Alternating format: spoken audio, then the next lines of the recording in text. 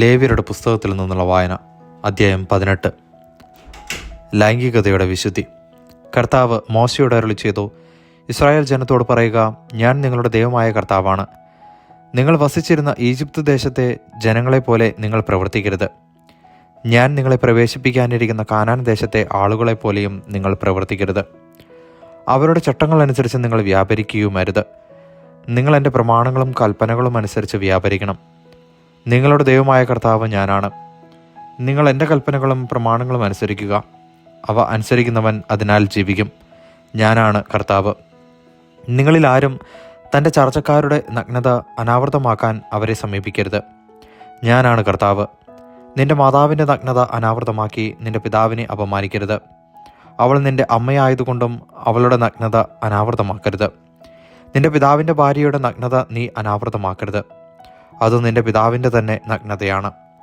നിന്റെ സഹോദരിയുടെ, നിന്റെ പിതാവിൻ്റെയോ മാതാവിൻ്റെയോ പുത്രിയുടെ, അവൾ സ്വദേശത്തോ അന്യദേശത്തോ ജനിച്ചവളാകട്ടെ, നഗ്നത അനാവൃതമാക്കരുത്. നിന്റെ മകൻ്റെ മകളുടെയോ മകളുടെ മകളുടെയോ നഗ്നത നീ അനാവൃതമാക്കരുത്.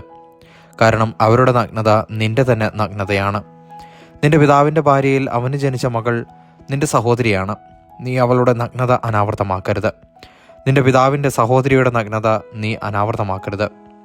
അവൾ നിന്റെ പിതാവിൻ്റെ അടുത്ത ചർച്ചക്കാരിയാണ്.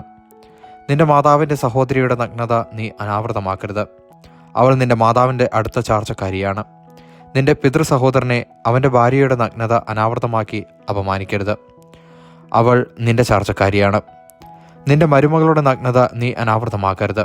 കാരണം അവൾ നിന്റെ പുത്രൻ്റെ ഭാര്യയാണ്. അവളുടെ നഗ്നത നീ അനാവൃതമാക്കരുത്. നിന്റെ സഹോദരൻ്റെ ഭാര്യയുടെ നഗ്നത നീ അനാവൃതമാക്കരുത്. അത് നിന്റെ സഹോദരൻ്റെ നഗ്നതയാണ്. ഒരു സ്ത്രീയുടെയും അവളുടെ തന്നെ മകളുടെയും നഗ്നത നീ അനാവൃതമാക്കരുത്.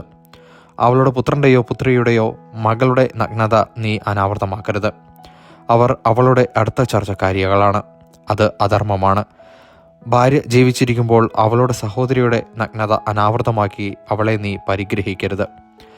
ആർത്തവം നിമിത്തം അശുദ്ധിയായിരിക്കുന്ന സ്ത്രീയുടെ നഗ്നത നീ അനാവൃതമാക്കരുത്. നിന്റെ അയൽക്കാരൻ്റെ ഭാര്യയോടുകൂടെ ശയിച്ച് അവൾ നിമിത്തം നീ അശുദ്ധനാകരുത്.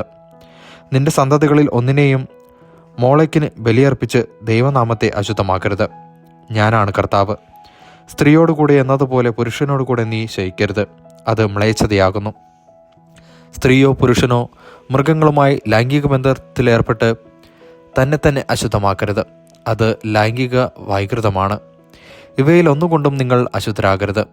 ഞാൻ നിങ്ങളുടെ മുമ്പിൽ നിന്ന് അകറ്റിക്കളയുന്ന ജനതകൾ ഇവ മൂലം തങ്ങളെ തന്നെ അശുദ്ധരാക്കിയിരിക്കുന്നു.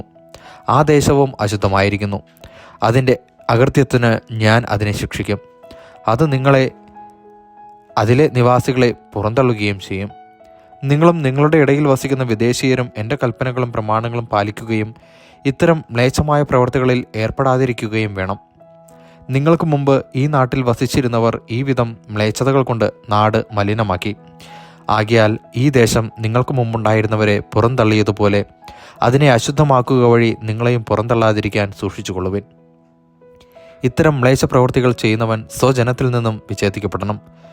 നിങ്ങൾക്ക് മുമ്പ് നടമാടിയിരുന്ന ഈ മ്ലേച്ഛതകളിൽ വ്യാപരിച്ച് നിങ്ങളെ തന്നെ അശുദ്ധരാക്കരുത് എന്ന എൻ്റെ കൽപ്പനയനുസരിക്കുവിൻ. ഞാനാണ് നിങ്ങളുടെ ദൈവമായ കർത്താവ്. ദൈവവചനമാണ് നാം കേട്ടത്.